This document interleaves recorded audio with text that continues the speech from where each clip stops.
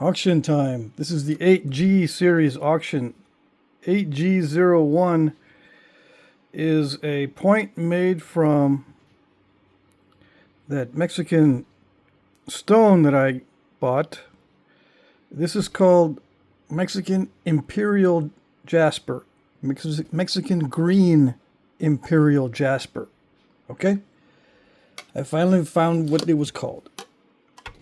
It's a translucent stone, which is not what jasper is supposed to be, but it's called Mexican Green Imperial Jasper.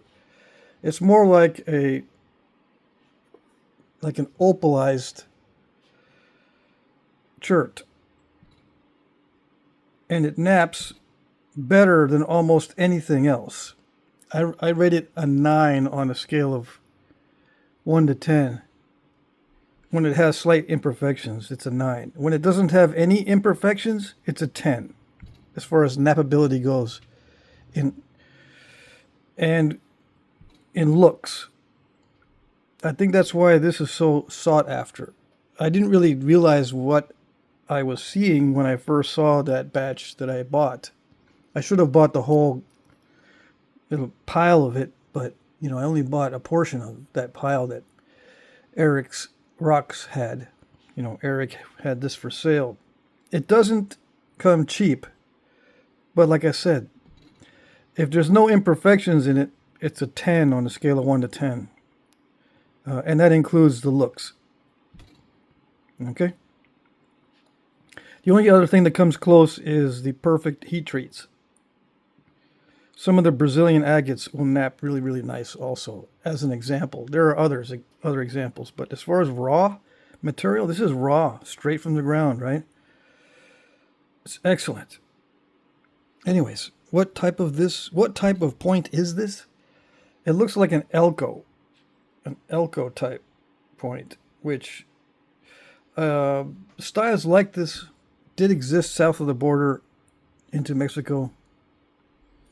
So it's plausible that something like this could have existed, but I just put in some relatively easy peasy notches and a relatively easy stem and tried to maximize this piece that I had. I did not lose much width or length on this piece. It was already napped into a biface. Okay. Let's see if I can't give you good flake scars. I've been moving this around trying to give you a good view of the flake scars.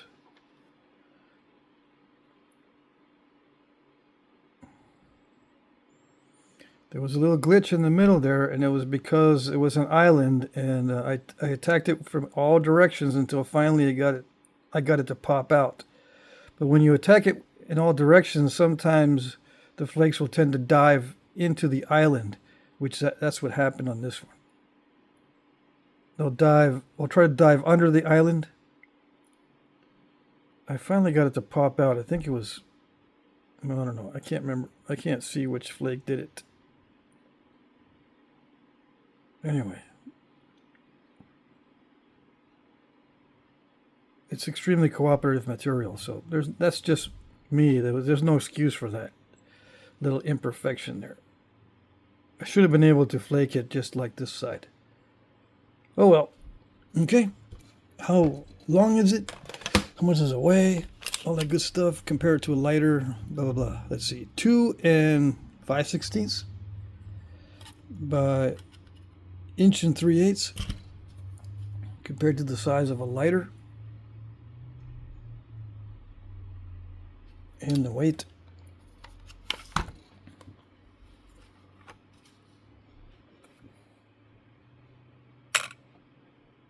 $112.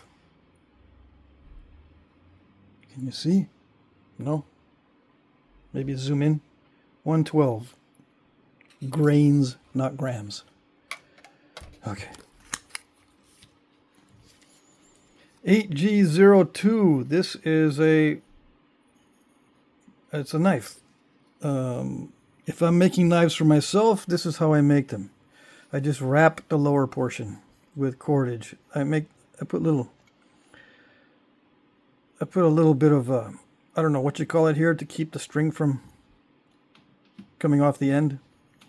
So they're not notches, shoulders. I put little shoulders on the end piece or the end here so that the string doesn't come off. It's not glued in or anything. It's just wrapped around, and I put a whip knot at the bottom to keep that cordage in place. All right. It's made of Central Texas chert, raw. And I don't think I did this biface on a live stream, but I might have. It's translucent Central Texas chert. Okay. Raw. I'm pretty sure it's a raw piece. It feels raw. The edges feel all prickly like raw stone, so I think it is raw. It was not an easy stone to nap, just so you know. And it's a little bit jaggedy on the sharpening. It just feels sharper that way. I tried doing a real a real fine-toothed edge on it, but it didn't feel as sharp as the jaggedy tooth edge. So I put this little jaggedy teeth on it. Yeah. Okay. So probably suitable for skinning. So that's what I would call it, a skinning knife. Oh, let's see, 5 5/16 inches long. The width across there is 1 5/8 inches. The total weight on this one,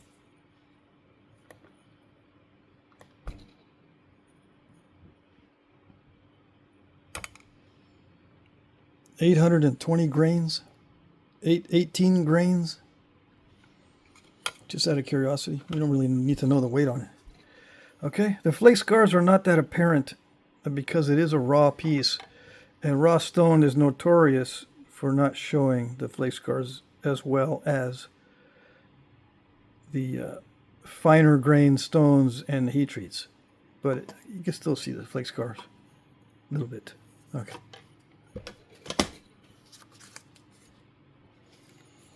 (8G03). This is Jefferson City chert, and it's napped into a little hand axe, or in Texas they call these Kerrville knives. All right, it's got that natural cortex on this side. I did grind it down a little bit because there was a little bit of algae or something growing on this. It was a greenish algae growing on there, so I just took an abrader to that and got that off. Anyways, I did abrade it around the top on these sides to make it smooth and easy or pleasurable to hold. All right, and it is sharpened, but it's jaggedy. It's jaggedy sharp. I don't think these things had a fine tooth edge or fancy flaking. Some of them did have some nice parallel flaking near the tip, but I did not do that on this one. I just pretty much sharpened it with indirect percussion, very little pressure. All this is indirect percussion, and I think I took some flakes off of this in one of the live streams. So it's Jefferson City chert. I forget. I think it might come from Arkansas, but I can't remember. Okay, it is raw chert. Okay, so this one is 3 5/8. I forgot to compare the last one to a lighter. This knife, the previous item compared to a lighter. This one compared to a lighter. Okay, so you can kind of get the idea. The length of it is 3 5/8, yeah, by 3 1/8. Fits comfortably in the hand, and I think these were used as far as the Kerrville knives, or these are more recent than some of the other hand axes. I think these probably were used for butchering because of this rounded point. It doesn't break off when you're slicing. Even if you hit bone by accident, you're just going to maybe get a few chips in the meat. If it's a real pointy blade like this, This will break off extremely easily if you hit a bone. So this is probably for skinning, and I would use this for butchering. So you can use these two in combination for sure. Okay. All right. That's what I would do. All right, let's see. 8G04. Now this one is on video. Okay, the first, I think there's 3 videos in the series. No Talk series on the challenge. It's a Georgia Jasper challenge, rock challenge. But I finished it out also on video. I just have not posted the videos on the finish out on this one yet. There's 4 videos in that series, each 20 minutes or thereabouts. Okay, so I am going to post the videos of the finish out on this one probably tonight. Yeah. Okay, and then there are also no talk videos. I will be doing some instructional videos with dialogue and that kind of stuff. Okay, so don't worry, I'll eventually start doing that again, but for now, just no talk videos and the live streams. Okay, so this one is raw. I believe this one is, it's difficult to work, so it's raw Georgia Jasper from Jeff Head. And this one had some issues, this particular piece. It ended up being 5.5 inches long. I think it started at about 7 for that chunk. 7 and something, I don't know. 1 1/8 wide there. And let's see, 5/16 inch thick, or maybe almost 3/8 inch. I think if you include the lump, it's 3/8 inch. So it's not thin, but I did not want to get it thinner than this. You'll see on the videos when I post the finish out the challenges I had with this one. Georgia Jasper is not translucent except some of these areas that have quartzite, or sometimes it has holes in it that you'll be able to see. Yeah, literal holes. And there was some quartzite down in here, but they got most of that out. Okay, what else can I say about this other than showing you the flake scars? I tried to remove all the step fracturing. That's what takes the longest. There was also a lot of defects that reduced the width. But yeah, it's going to be on video, so you'll be able to see. Okay. Yeah, 5.5 inches. Okay. Do I compare it to a lighter? I don't know. Okay. I need to write down that checklist of what I need to do for each item. I'll forget. Come on.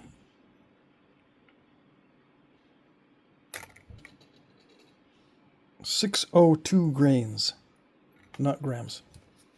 All right. 8G05. This is Georgetown Flint. I started this on a live stream, and I was going to make a point out of it, but I ran out of time. Yeah. As it is, the auction is late anyways. I rushed this. This is the last thing I did today, just before the auction. I knocked this out, and I was going to put notches, but I said, no, why risk it? It's a good blade as is. A good knife blade or a spear tip, I guess. I don't know. Can you see the flake scars?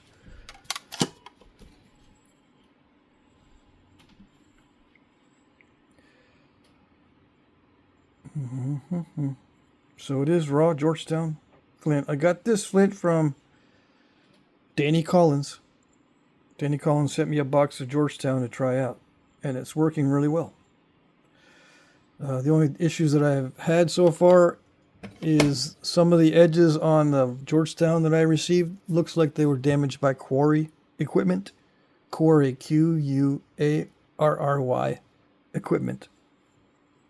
That's what they look like anyway, because they got severely stressed broken edges on some of the stones. So that indicates to me that at least some of the stones came from a quarry.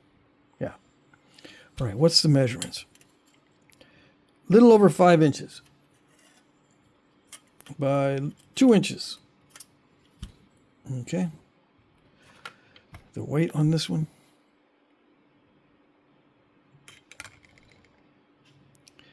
862 grains. You probably cannot see that. 862 grains. And then compared to a lighter.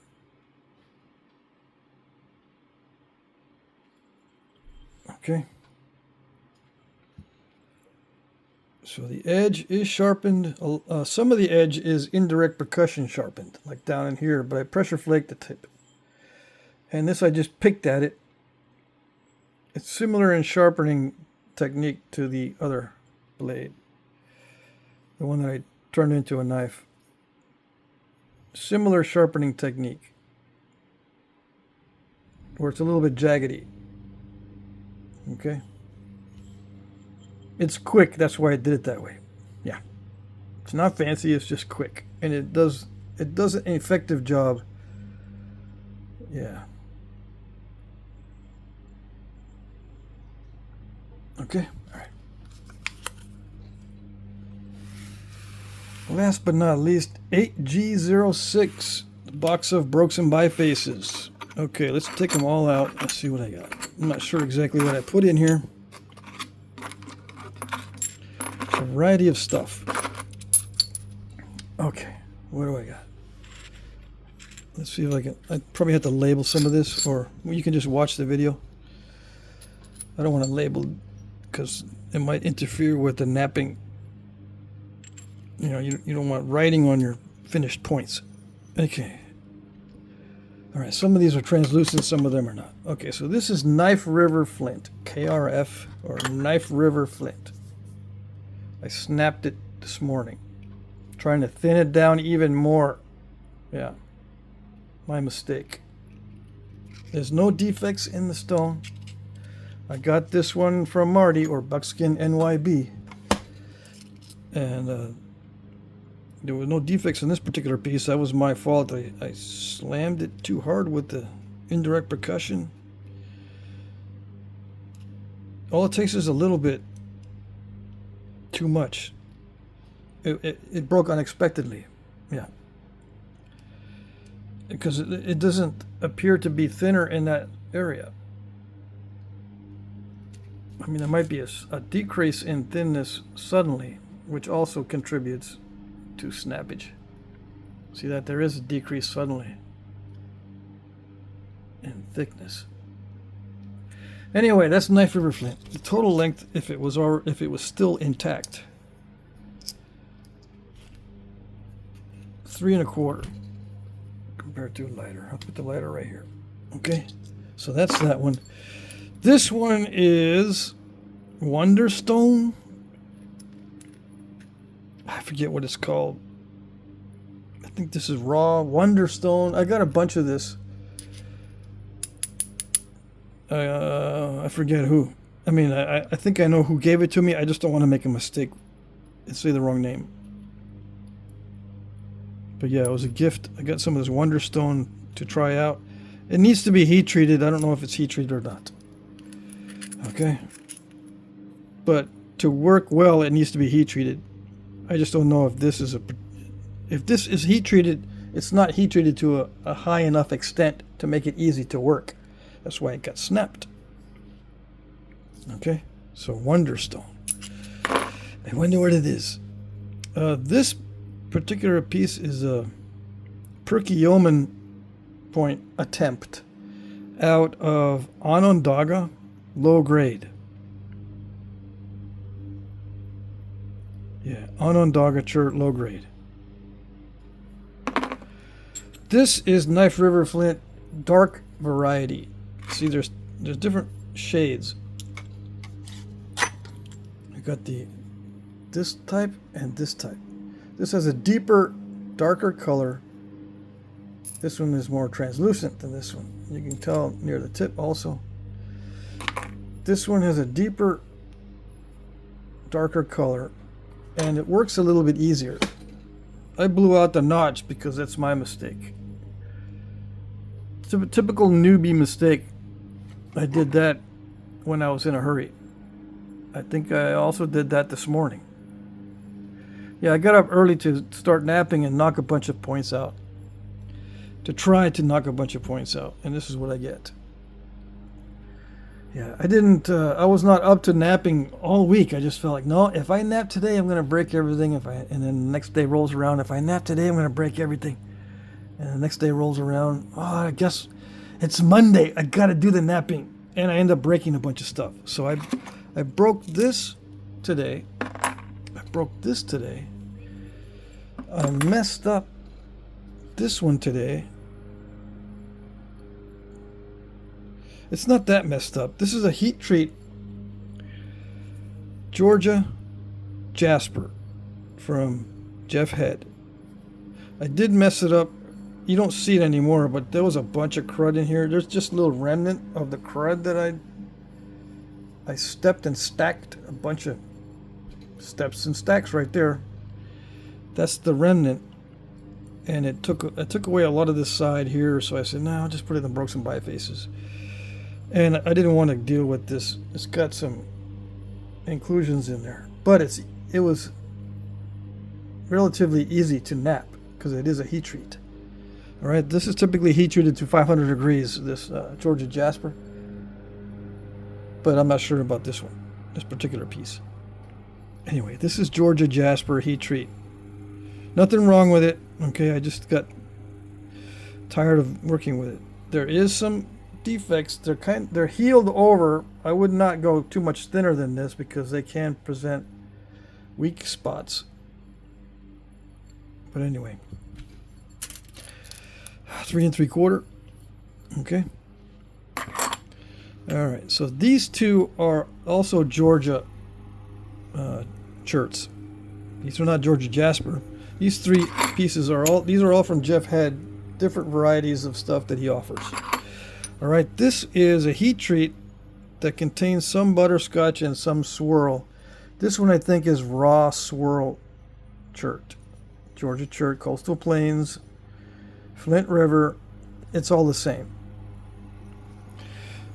The Flint River is just a variety of Coastal Plains chert.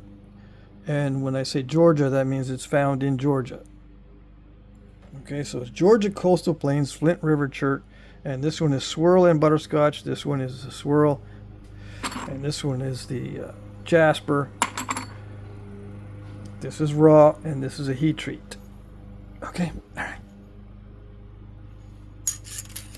Clear as mud, 3 1/4. This one is 4 inches exactly. This is a piece of Danish flint. Okay, this is Danish. I don't need to write it on there. You can just watch the video. This is Danish flint. Oh yeah, I forget to show the translucencies on these things. The Jasper only has translucency in certain spots where there's inclusions.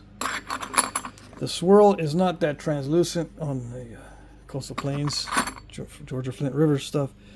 But the butterscotch is translucent, and if it has a little bit of swirl, it's going to make it darker. Okay. This is Danish flint.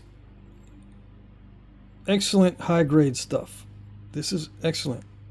Okay, I should also mention that this heat treat is also excellent. Okay, so this is excellent grade. This is excellent grade Danish flint. I don't see any problems with it. Even the lighter patches are no problem on this particular piece. It's not all like this. Not all Danish flint is nice like this. Okay? This is the high grade version. Alright, so it's like 3 inches. 3 and a half. 3.5 inches long. Okay? This one is Georgetown flint that I broke on a live stream. This was a chunker piece, like a square blocky piece. From the cross section, it was like a square cross section. Anyway, I didn't lose all that much length, but I ended up snapping it because I was too aggressive. Okay. Compared to a lighter. It feels nice, and I like this material even though it's snap and half-ish. I like it because of the feel of it. It feels kind of velvety. Yeah. And this is Central Texas raw chert, I believe. And it has some translucency to it. Yeah. Did I show the Danish flint's translucency? Slight. It does have a translucency when you get it real thin. Same with this. And the Danish flint is raw. This is raw Danish flint. And this is raw Central Texas chert. Okay. And this one is 4 1/4. Very tough. Okay, you're gonna have to, make sure you grit your teeth so they don't rattle when you hit this. All right, clamp down on your teeth so they're not going to be rattling around when you are hitting this. Alrighty, okay. That's it. Okay, so yeah, the description of the auction or the rules down in the description box. Okay, I hope you liked this week's items and good luck.